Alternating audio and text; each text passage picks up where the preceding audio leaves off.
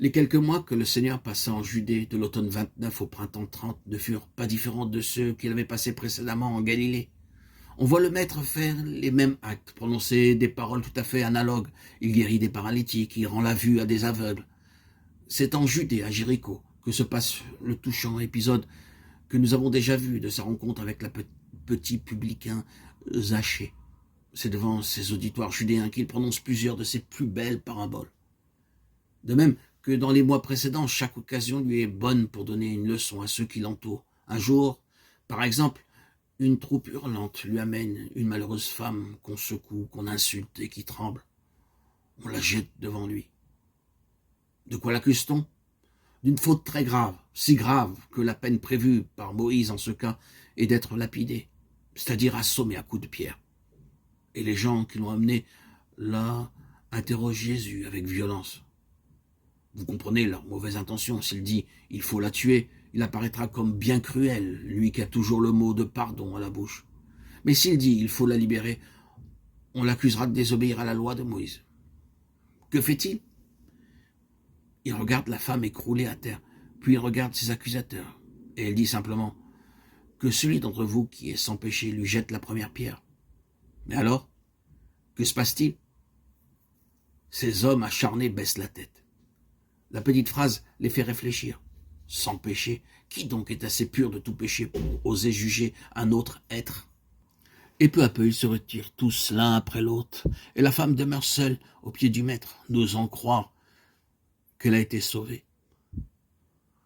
Au cours de cette période de Judée, il y a cependant deux faits particulièrement importants et sur lesquels il faut insister.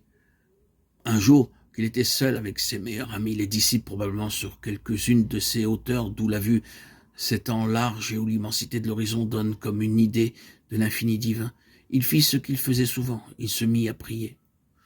Les apôtres le virent, le visage levé vers le ciel, les regards tout illuminés par l'amour de Dieu, plongés dans un mystérieux dialogue avec son Père. Ils attendirent qu'il eût fini, puis lui dirent « Maître, apprenez-nous donc comment il faut prier. Nous voudrions prier de la même façon que vous. » Il faut savoir qu'à cette époque, les prières en usage chez les Juifs pieux étaient extrêmement compliquées. La plupart d'entre elles avaient été rédigées par les pharisiens. Et c'est vous dire qu'elles n'étaient pas simples. Celles des 18 bénédictions que chaque Juif devait réciter chaque jour n'avaient pas moins de 2 grandes pages bien serrées et étaient pleines de répétitions monotones qui la rendaient fort ennuyeuse à prononcer. À la demande de ses disciples, Jésus répondit « Et tout haut pour leur apprendre. » Il pria. « Notre Père, qui êtes aux cieux, que votre nom soit sanctifié, que votre règne arrive, que votre volonté soit faite sur la terre comme au ciel. Donnez-nous aujourd'hui notre pain de chaque jour et pardonnez-nous nos offenses, comme nous pardonnons à ceux qui nous ont offensés. Ne nous laissez pas succomber à la tentation, mais délivrez-nous du mal. » Admirez-vous cette prière? Vous rendez-vous compte de sa merveilleuse simplicité et de sa beauté? Peut-être, parce que vous la récitez chaque jour, vous avez tendance à ne prêter à chacune de ces phrases qu'une attention bien distraite. Mais relisez-la lentement, comme si vous la lisiez pour la première fois. Réfléchissez sur chacune de ces brèves propositions, mais vous verrez qu'il n'y a pas moyen de dire mieux en si peu de mots. Tout y est de ce que nous pouvons avoir envie d'exprimer à Dieu. D'abord, que nous l'adorons et que nous l'aimons, que nous voulons que les lois qu'il a données aux hommes soient appliquées sur la terre comme elles le sont au ciel, puis que nous avons besoin de lui pour vivre, pour manger, pour boire, pour mener notre pauvre existence de mortels sur la terre. Après quoi, que dit-elle la prière? En quelque temps, en quelques mots, tout l'essentiel de ce que Jésus nous a appris. Que Dieu nous pardonnera nos péchés comme nous aurons pardonné à nos frères.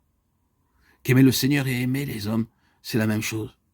Enfin, une dernière supplication, délivrez-nous du mal, et chacun de nous sait combien elle est indispensable. C'est tout. Cela suffit.